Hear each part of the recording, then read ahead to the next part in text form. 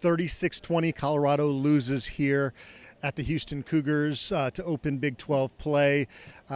Coach Prime said it point blank, we got our butt kicked. Yeah, I asked him about the defensive struggles, and he said, stop saying that. He goes, we got our butt kicked. He goes, don't sugarcoat it for me. Yeah, they got their butt kicked, and, this is not a good defense right now. And offensively, the struggle, I guess, just not a good game tonight. And that was as discouraged as I've seen him after a game since he's been here. I mean, obviously 2023 there were some bad ones, but, at least then it was like – he had that mind of like, look, you get us now, right? He actually had that quote, like he knew there was better coming. This kind of looked discouraged, like that. Well, like he didn't know answers. He said that the game plan he felt really good about going into this game, and to the way it played out, you could tell it was not just frustration; it was more surprise out of him, but. They only punt the ball once the entire game, and I thought really they just took complete ownership of this football game in the third quarter, possessed the ball almost 13 minutes, and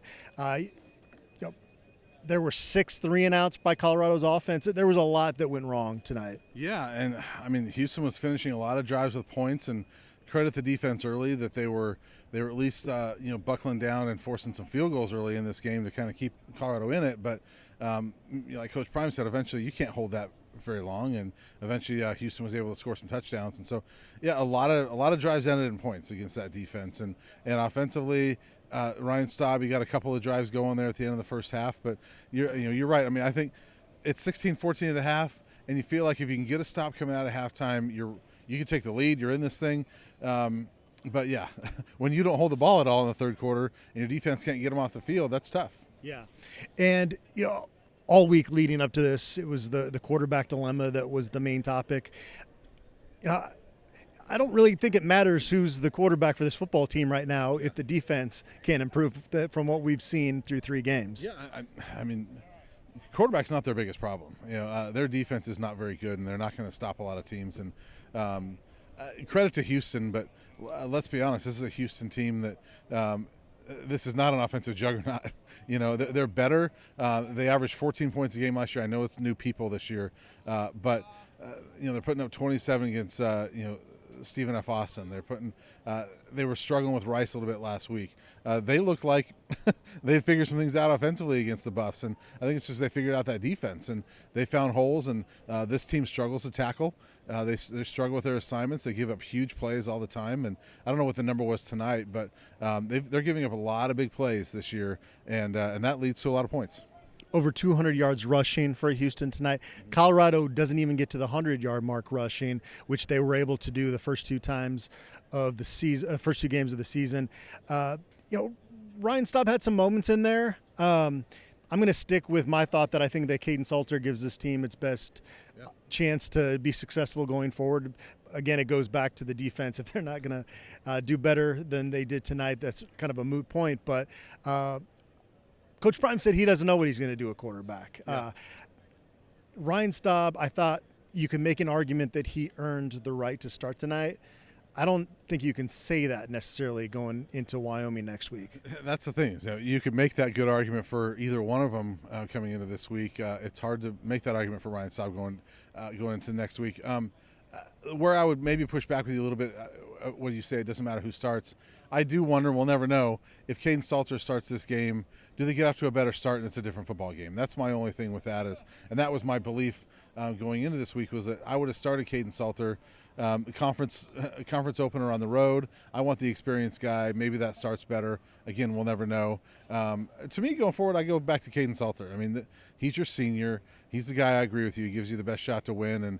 And it's just a different game when you're starting as opposed to, again, coming in off the bench against Delaware, a team that didn't even know you were going to play. And I love Ryan Staub.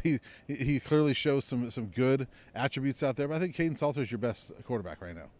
Omarion Miller back in the mix offensively. Joseph Williams, a nice touchdown catch. He had 4 catches as well. And then Price, Simeon Price, a really nice touchdown run there. Yeah. I think it's the first time he scored in college, right? First rushing touchdown in college for a fifth-year senior. He had a receiving touchdown as a redshirt freshman 3 years ago. So congrats to him. I mean, he told us his story this last week, and if you try to find a positive out of this one, I think that's a positive. That's a kid that's really persevered and was almost ready to do something different because he was sitting in the portal, and here he is getting rewarded.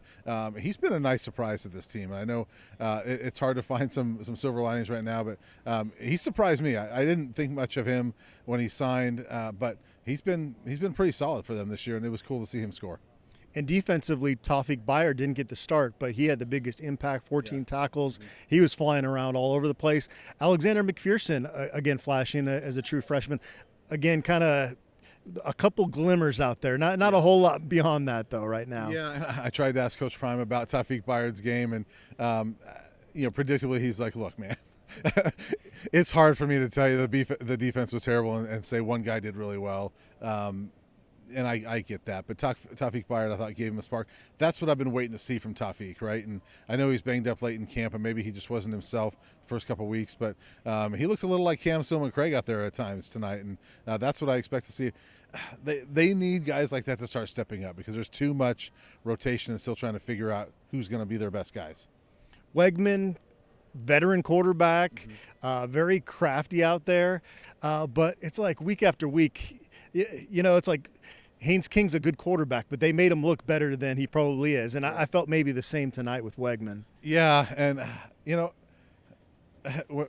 people hate when we bring up the past, right? But in the past, these Buff teams that weren't very good, they often produced a lot of conference players of the week, because there was players against them that would have big games and would get rewarded. This felt like one of those games. We'll see what happens tomorrow, but Wegman had one of those games. You're like, yeah, I bet he's nominated for Conference Player of the Week. And Ethan Sanchez, he's the front runner for Special Teams Player of the Week this week. And defensively, I don't know what they had tonight, but man, they got after it, and they made Houston look really good tonight. I'm not sure Houston's that good, but Colorado's got some problems.